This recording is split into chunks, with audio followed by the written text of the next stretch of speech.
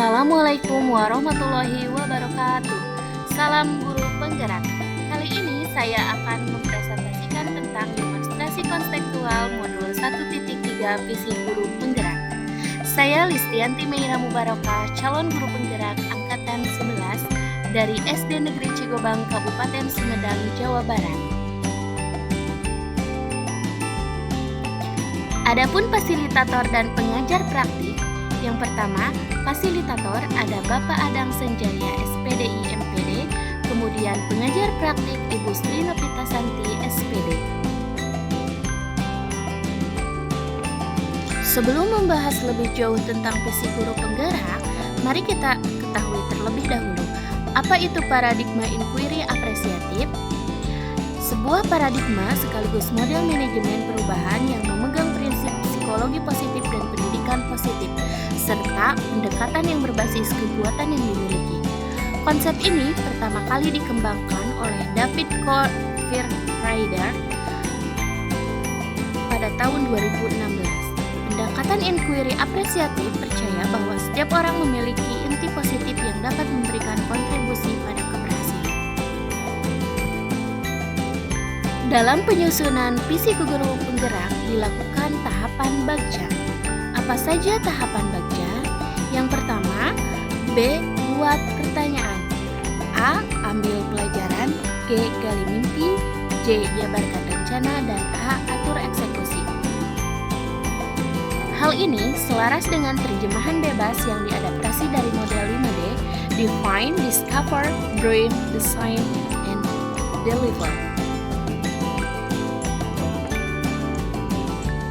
Adapun visi guru penggerak yang saya rumuskan yaitu mewujudkan lingkungan belajar yang kondusif untuk mengembangkan minat, bakat, dan potensi yang dimiliki siswa sesuai dengan nilai-nilai profil pelajar Pancasila.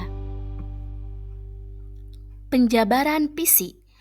Lingkungan pembelajaran yang sesuai dengan murid. Suasana sekolah yang dapat mendukung tercapainya karakter murid yang saya cita-citakan adalah: pertama, religius. Kemudian aman dan nyaman, inklusif, sehat, menyenangkan, dan ramah anak. Imajinasiku terhadap murid di masa depan yaitu beriman dan bertakwa, cerdas dan kompetitif, berbudaya, mandiri, berwawasan global, dan tangguh.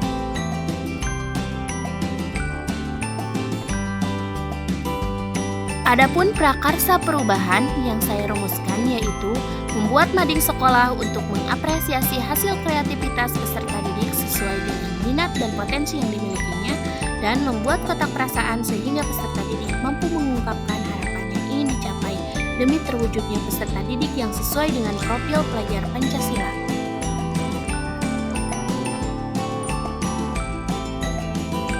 Bagaimana tahapan atapnya? Yang pertama, A. Awal atau asep. Peserta didik yang menginginkan keinginan untuk menuangkan kreativitasnya.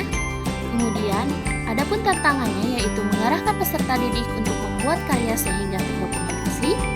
Lalu aksinya, membiasakan peserta didik untuk menampilkan hasil kreasinya dengan penataan yang terstruktur.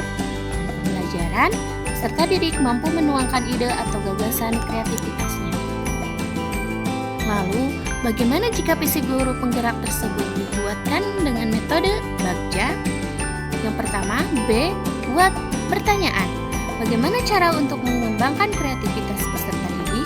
Lalu, tindakan yang dapat dilakukan yaitu dengan cara membuat wadah bagi peserta didik dalam berkreasi sesuai dengan bakat dan minat yang dimilikinya.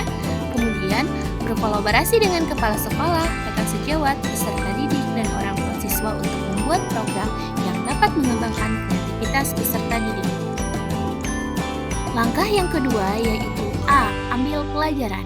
Aktivitas apa yang dapat dilakukan untuk mengembangkan kreativitas peserta didik? Kemudian, program apa yang dapat mewadahi kreativitas peserta didik? Adapun tindakan yang dapat dilakukan yaitu menyusun program literasi pagi dengan mengisi mading sekolah setiap minggunya, menyediakan mading sekolah untuk menampung karya peserta didik. Langkah yang ketiga yaitu G. Gali mimpi. Apa saja kebiasaan baru yang dapat saya bayangkan ketika peserta didik mampu berkreativitas?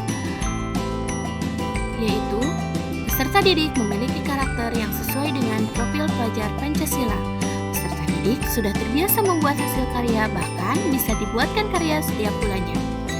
Lingkungan sekolah yang ramah. Yang keempat yaitu J. Jabarkan rencana. Langkah apa yang dapat saya lakukan? Mengembangkan kreativitas peserta didik. Kemudian, langkah inovasi apa yang dapat saya dilakukan untuk mengembangkan kreativitas peserta didik? Lalu, bagaimana cara mengukur kreativitas peserta didik? Adapun tindakannya yaitu memberikan contoh karya-karya orang lain sehingga dapat memunculkan ide pada peserta didik. Kemudian, membuat mading sekolah dilanjutkan dengan membuat instrumen penilaian hasil karya dengan berkolaborasi dengan rekan sejawat. Langkah terakhir yaitu A. Atur eksekusi. Siapa yang bisa mengarahkan dan memantau pengembangan mading sekolah untuk mengembangkan kreativitas peserta didik?